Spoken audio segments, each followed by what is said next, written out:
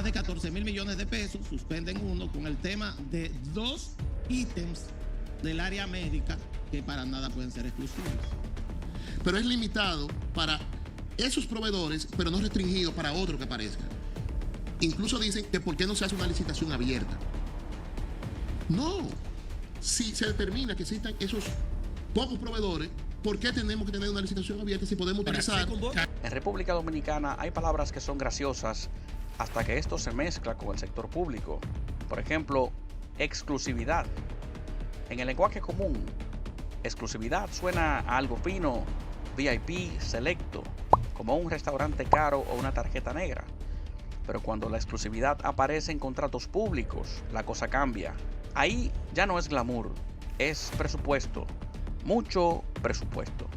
Porque según los datos oficiales, el Servicio Nacional de Salud ha adjudicado más de 13,000 millones de pesos en contratos bajo modalidad de excepción. Sí, esa misma exclusividad. Y aquí es donde empieza el realismo mágico administrativo. Porque en teoría, la exclusividad se usa cuando solo existe un proveedor capaz de ofrecer un servicio, uno, único e irreemplazable. Algo así como un unicornio, pero con RNC. Sin embargo, en la práctica dominicana, la exclusividad parece tener una elasticidad sorprendente. Se estira, se adapta y casualmente siempre cae en el mismo sitio. Ahora bien, antes de que alguien diga que esto es ilegal, tranquilos. Aquí no estamos hablando de ilegalidad. Estamos hablando de legalidad creativa. Porque todo esto cuenta con el visto bueno de la Dirección General de Contrataciones Públicas, la que dirige el señor Carlos Pimentel. Y atención, cuando el regulador dice que todo está bien, no se discute, se confía, o al menos se supone.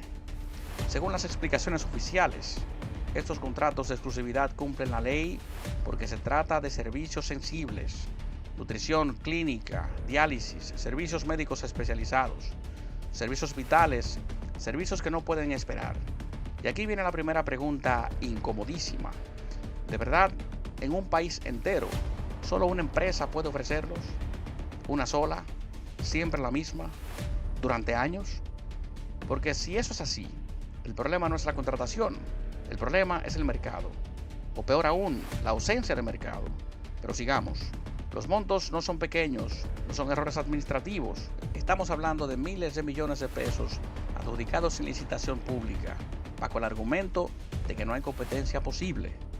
Porque resulta que la exclusividad en el Estado Dominicano funciona como un matrimonio sin divorcio. No importa cuántos años pasen, ni cuántas veces se repite el proceso, la exclusividad siempre vuelve a casa. Y cuando surgen cuestionamientos, la respuesta es impecable. Todo se hizo conforme a la ley. Claro, conforme a esa ley, la que permite excepciones, la que fue pensada para casos extremos y terminó siendo rutina. Porque cuando la excepción se vuelve costumbre, ya no es excepción. Y aquí entra el elemento más fascinante del asunto. Los contratos no están fácilmente disponibles para el ciudadano común. Sabemos que existen, sabemos los montos, sabemos las empresas beneficiadas, pero ver el contrato completo, eso ya requiere tiempo, paciencia y preferiblemente un abogado. Es decir, son contratos públicos, pero con vocación de documento privado. Una paradoja hermosa. Entonces, uno se pregunta, si todo está bien hecho, ¿por qué cuesta tanto verlo? Si no hay nada que ocultar, ¿por qué todo es tan técnico, tan denso, tan inaccesible? La respuesta oficial suele ser elegante. Los expedientes están en los portales correspondientes. Sí, pero escondidos como huevo de Pascua. Y aquí es donde la sátira toca fondo. Confía en nosotros, no mires tanto. Y el ciudadano responde, pero es mi dinero. Porque esos 13,000 millones no cayeron del cielo, no los donó la ONU, son impuestos, son recursos públicos. Y cuando el ciudadano empieza a hacer preguntas, la discusión se vuelve técnica, legal y abstracta. Tan abstracta que termina siendo incomprensible. Y eso, curiosamente, también es una forma de control. Porque cuando algo no se entiende, no se cuestiona. Ahora, seamos justos. Nadie está diciendo que esos servicios no sean necesarios. Lo son. La pregunta es otra.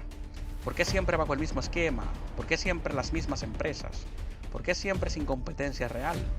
Porque en cualquier manual serio de políticas públicas, la competencia no es un capricho, es un mecanismo de calidad, de transparencia. Pero aquí hemos decidido que competir es opcional, que comparar ofertas es un lujo, que preguntar demasiado es antipatriótico. Y así, la exclusividad deja de ser una excepción y se convierte en una autopista sin peaje. Todo legal, todo aprobado, todo firmado. Y el ciudadano, como siempre, invitado a confiar. Porque en República Dominicana, cuando el Estado dice tranquilo, uno debería por lo menos mirar 2 veces.